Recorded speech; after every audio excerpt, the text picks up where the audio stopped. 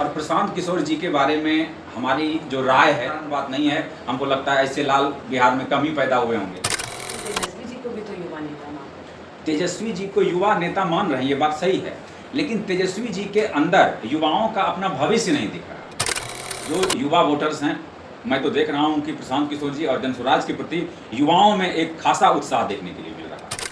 37 compound के आसपास में ही फुटकर विक्रेताओं के लिए एक ऐसे बाजार का निर्माण किया जाए जहां की वो आराम से सब्जी बेचते हैं।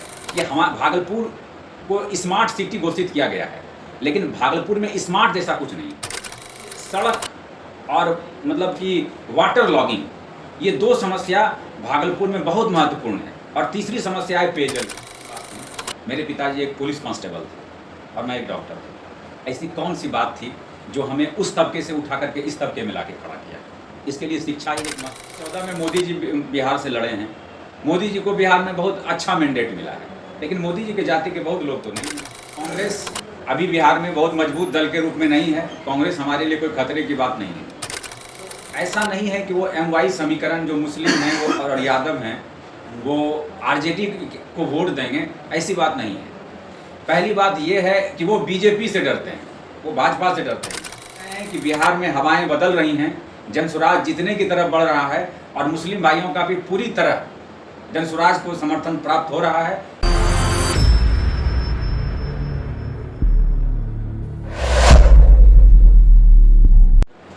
नमस्कार, मैं अरुणिमा।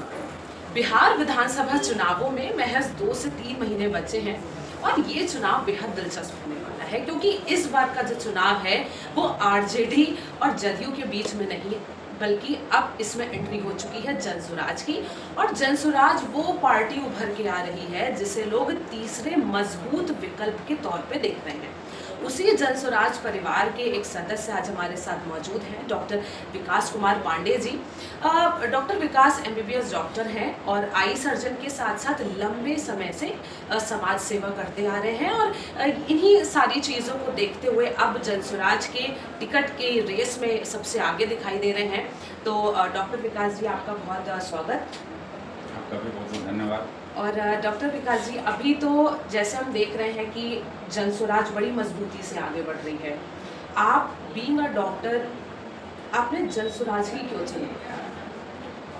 बहुत महत्वपूर्ण सवाल आपने किया है।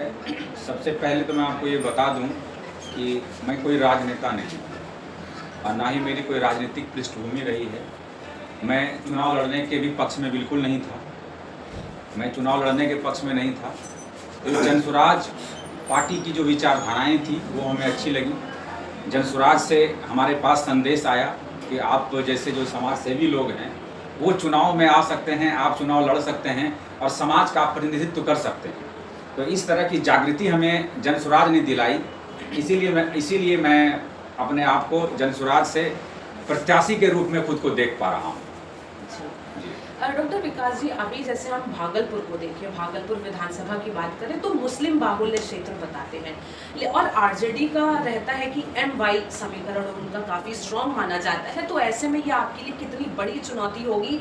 उस कॉन्सेप्ट को ओवरकम करते हुए आप अपनी छवि कैसे बनाएंगे और इस समीकरण को कैसे साधेंगे? ये जो MY समीकरण की बात है, MY समीकरण ये लोगों को दिग्भ्रमित किया जाता है। मैं बहुत सारे मुस्लिम क्षेत्र में जाता हूँ, बहुत मुस्लिम भाइयों से मिलता हूँ, तो ऐसा नहीं है कि वो MY समीकरण जो मुस्लिम हैं वो और यादव हैं वो RJD को वोट देंगे, ऐसी बात नहीं है। पहली बात ये है कि वो BJP से डरते हैं, वो भाजपा से डरते हैं कि अगर भाजपा आती है तो हमारी गतिविधि, हम खतरे में पड़ेंगे। विकास की बात कोई नहीं कर रहा है। तो ऐसी बात नहीं है कि मुस्लिम भाई जनसुराज के साथ जाने के लिए तैयार हैं। वो देख रहे हैं कि बिहार में हवाएं बदल रही हैं, जनसुराज जीतने की तरफ बढ़ रहा है और मुस्लिम भाइयों का भी पूरी तरह जनसुराज को समर्थन प्राप्त हो रहा है। और मैं उम्मीद करता हूं कि मुस्लिम लोग बहुत मजबूती के साथ जनसुराज के साथ जुड़ रहे हैं और भविष्य में भी जुड़ेंगे। वर्तमान के विधायक के कार्यकाल को लेकर क्या है कि कांग्रेस के विधायक से भागलपुर की जनता उब चुकी है। मैं जब भी मुस्लिम क्षेत्र में जाता हूँ, लोगों का ये कहना होता है कि नहीं, हमारे विधायक जी पिछले 11 साल से हमारे विधायक हैं। और ऐसे बहुत सारे क्षेत्र हैं जहाँ के लोगों का कहना है कि 11 साल में विधायक जी से एक बार भी मुलाकात नहीं हुई है। विकास की बातें तो दूर की हैं, लेकिन विधायक जी से एक बार मुलाकात तक नहीं हुई है। यहाँ की जनता का ये सामान्य रूप से ये आरोप है।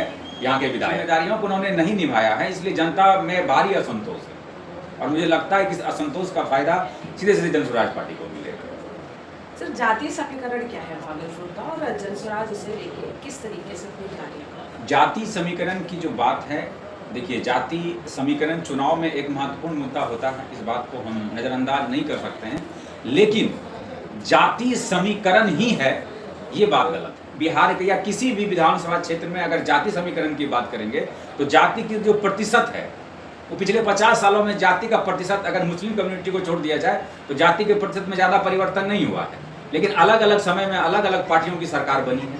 तो ये निश्चित रूप से ये दर्शाता है कि अगर परिवर्तन की लहर है, आप एक नया चेहरा लोगों के सामने अगर नया मुद्दा लेकर के सामने आए हैं तो लोग निश्चित रूप से जाति और संप्रदाय से उठ करके वोटिंग करें। जनसुराज आपको टिकट क्यों दे? मैं प्रशांत किशोर जी और जनसुराज के राजनीतिक कोचिंग का एक छात्र हूं और मैं राजनीतिक तरीके से लोगों के पास जा रहा हूं, मेहनत कर रहा हूं।